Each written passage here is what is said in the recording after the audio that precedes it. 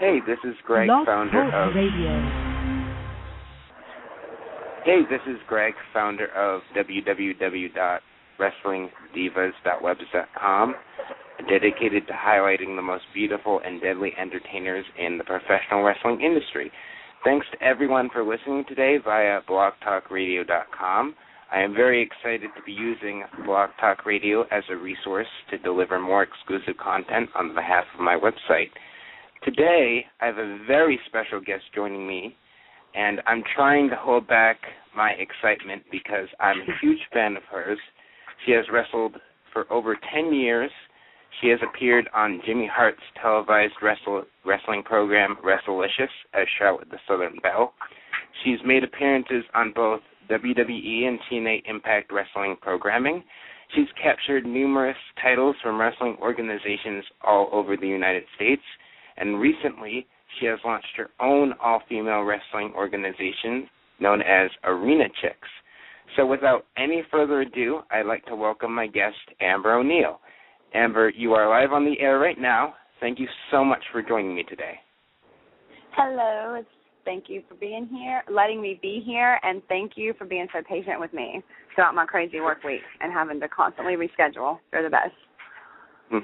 It's no problem, Amber. Before we get into the career that you've had in wrestling and what it's been like for you in your journey, you have a lot of projects coming up, and I know that you would like to promote them. So the floor is yours. What's going on in the world of Amber O'Neill right now? It's more like the world of the Arena Chicks. I don't like to say the world of Amber O'Neill because, trust me, I could not do this by myself. The main thing that I think I'm the most amped about is the Gathering, of course, the ICP huge festival / concert. It's a 4-day event, and there's going to be an amazing lineup of celebrities, and Charlie Sheen being the one I'm the most excited about. Think it's crazy if you want, but I don't care. I am excited about meeting Charlie Sheen, the legend. Ice Cube, Flavor Flav, Vanilla Ice, Busta Rhymes. We're going to be doing our event with them at the Gathering, and our event will be held Thursday night at midnight. It'll be after the last concert that night, and it's going to be an Arena Chick show, and I could not be more excited. I mean, that's a huge thing for us to be, privileged enough to perform at. And so far I can announce that it's myself, Angel Orsini, Sassy Steffi, Angel Dust, Jessica Havoc, and Jazz. And there will be more to be announced, later in the week. Wow, sounds great. For those who don't know, ICP, Insane Clown Posse, Violent J, and Shaggy 2 Dope, who are known in the music industry, actually are also professional wrestlers. So they started their own company, Juggalo Championship Wrestling, so they're doing a show with Arena Chicks, and wow, it sounds like a all-star show with all these athletes joining and all these celebrities, so you must be pumped. I am, and I also I just recently debuted at JCW, and I know what their plans are. I'm so excited to be asked to come in and be part of these amazing plans that ICP has laid out, for women in wrestling. And they contacted me and, told me about a few ideas they had, and I can't wait. I'm not really allowed to say what we're going to do, but I can tell you that it is exciting. Everyone should stay tuned, and JCW Wrestling is the place to watch right this minute for, the most exciting thing to come, for women, mainstream women's wrestling, Sounds fantastic. Turning back time a little bit and going to your career, you've been wrestling for a very long time. You've captured lots of titles, as said in the intro. What made you interested in professional wrestling? Was there any particular moment or event that made you say out loud, I want to become a pro wrestler? Well, I'm going to go way back to the Phil Donahue show that the Glow Girls were on when I was a child. Literally, that was the first introduction to wrestling I'd ever seen in my life. And I think I've told the story a million times, but I remember seeing them And even like as young as I was and as naive and clueless to the entire world as I was, I remember seeing these like really hot, gorgeous girls, you know, and being super athletic and thinking, wow, I want to be like that when I grow up, you know. And, you know, they were being, you know, shit on by the audience and stuff. And they really like took up for themselves. And even at that age, I remember thinking, I want to be like a strong woman like that and, you know, be able to voice my opinion and not let anyone change how I feel, you know, about what I want to do. And I like that about them. And I would have to say I didn't see any wrestling again until my cousin was like a huge WCW fan. And I remember thinking, well, wow, that's just crazy.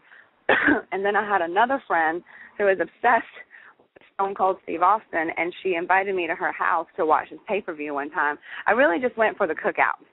I really didn't go to watch this wrestling show, you know. It just didn't, you know, I had never seen it besides the Glow Girls. And, you know, so if you don't see it, you know, you don't know if you like it or not. So I went over there, and it was actually the pay-per-view where Owen Hart died, believe it or not. And, you know, that was, you know, one thing in itself. But I remember seeing Sable and thinking the same thing that I did about the Glow Girls and being like, you know, it's really cool to be a hot chick like that, you know, and be, you know, a powerhouse in a man's-related sport. You know, I remember thinking that and thinking, you know, wow, how do you get a job like this? And I'm the kind of person, like, when I want something or I want to know something, I will find out how to get it, how to do it, whatever. And that's kind of what I did. I went to Charlotte to the Mid-Atlantic Wrestling Academy, and Gary Royal was teaching there, Leilani Kai and Ricky Nelson. So I stuck around, and I just kept coming back every time they told me to, and it was a little crazy. I remember being like, why am I letting these strange people beat me up every day? What am I doing? And it ended up paying off. I could tell it was something huge. I was like, just stick it out, see what it's all about, because you do kind of go into it clueless. They don't tell you anything. They're just beating you up, like just to see if you have what it takes to stick around for whatever reason they may have. And I did, and I'm so happy I did. And that's how it all got started. So you just touched upon the training process and who you were trained by. What was the most difficult aspect of training to become a professional wrestler? What did you find most challenging? Definitely learning, you know, how to bump. But, you know, once you get past the physical pain of it all, I do think the mental frustration that you deal with on a daily basis, trying to become a professional wrestler, trying to climb the ladder, trying to prove to these people that, you know, it's worth them investing their time in you. And I would have to say the mental aspect is way more abusing than the physical aspect, because, you know, you get over the pain goes away eventually, you know, but that mental frustration, I think, sticks around for your entire career. So for many females in this industry, it is their number one absolute goal to, quote, make an impact in a male-dominated business. And you touched upon this a little before, but what does it take to do just that? How does a female make an impact in a male-dominated business? You know, I really don't have a simple answer for that. The only thing I really can suggest, and I still, you know, am trying to do that now, you know, like I don't think, you know, I've made as big of an impact as I would like to. My best advice that I could say as far as that is just stick around and just, you know, take whatever they dish. And, you know, if you can, if you have the ability, if you have the balls, you know, dish it back just as hard. But always be respectful. Always let them know you're there, you know, just, you know, to leave your mark on wrestling, to be part of the business. You know, this is like a great thing that we have, you know, pro wrestling. It's a platform for so many people. It's an outlet for so many people. You know, it's saved a lot of people's lives, even though it's killed a lot of people at the same time. But, you know, I do think just letting them know that you're here for the right reasons and, you know, just let them know that you're here, you're not going anywhere. Stay strong, be smart about the decisions you make, you know, and even if you make mistakes, which I have, trust me, you just have to keep going and not tuck your tail between your legs and run, because then that's the worst thing you can do. You have made appearances on TNA Impact Wrestling, which is on Spike TV, and you've made appearances for the WWE and WrestleLicious, and you've been to these big companies with a wide audience from all across the world. A lot of fans may not realize, the backstage aspect of a wrestling show, what goes into that, and just notice the final product. And you've stated in many interviews that there are a lot of backstage politics, and there are a lot of just everyone's fighting for a spot. So how do you stay grounded? How do you compose yourself during all that chaos and backstage animosity? That's a really good question. Sometimes you don't stay composed, but you really the goal is to try to, and it is very challenging, and there is a lot that goes on behind the scenes that a lot of people don't see. I personally think that wrestling needs something like that. I think, everyone knows what wrestling is at the moment. It's an entertainment. It's a form of entertainment. It's a show. It is real in one aspect, but it is a planned, event. So, I do think wrestling needs something along the lines of what goes on backstage. And, I would like to be one of the people that help bring that, to light. But as far as, keeping it together, that could be a show in its own because, it can break a lot of people down. I went through some challenging phases of my own, feeling like I think every wrestler goes through this. Like, everyone wants to be a wrestler to make it to the big stage at first, which is, a big televised show.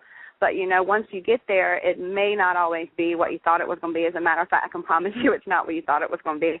And, if you're not fulfilling that goal or that feeling that you were chasing, then what? And I think that you have to stay grounded and just be grateful for what the opportunities that you were given and just make the most of those and learn from those and not be upset if it didn't work out exactly the way you wanted it to, because if you keep going, there is another path, there's another way to fulfill that feeling that you're chasing, just being like, oh, I wasted all this time and, I didn't get this and I didn't get that.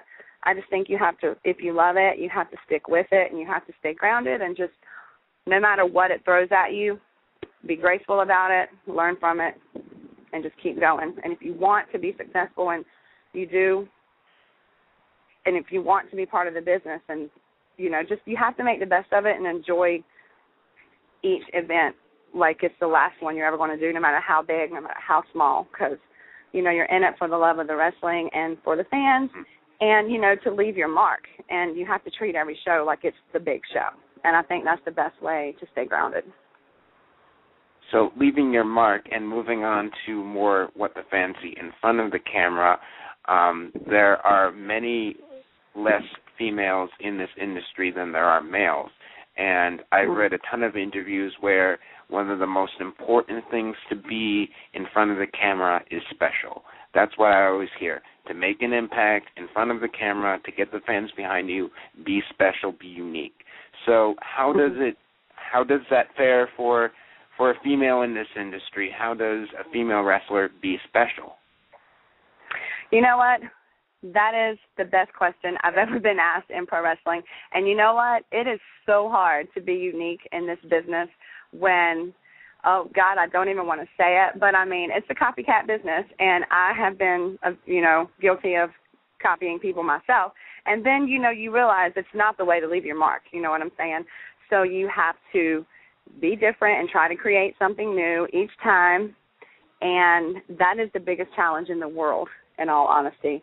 And because everybody's going to steal everything you do, I'm just going to go out there on the record and say I am furious about Mrs. Tessmacher stealing my booty bop. Like, that is like classic patent Amber O'Neal move, So, I'm actually dealing – I can laugh it off being, older and not so catty about it these days.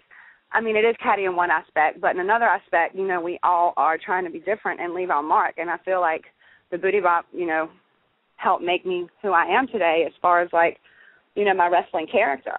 And, you just have to be like, well, whatever. If they're not talented enough to make up their own thing, then, have at it. But, it just leaves me to feel like, well, I'll come up with something new, whatever. but I don't even know if you can be completely unique in this business, in all honesty. I don't think it's possible.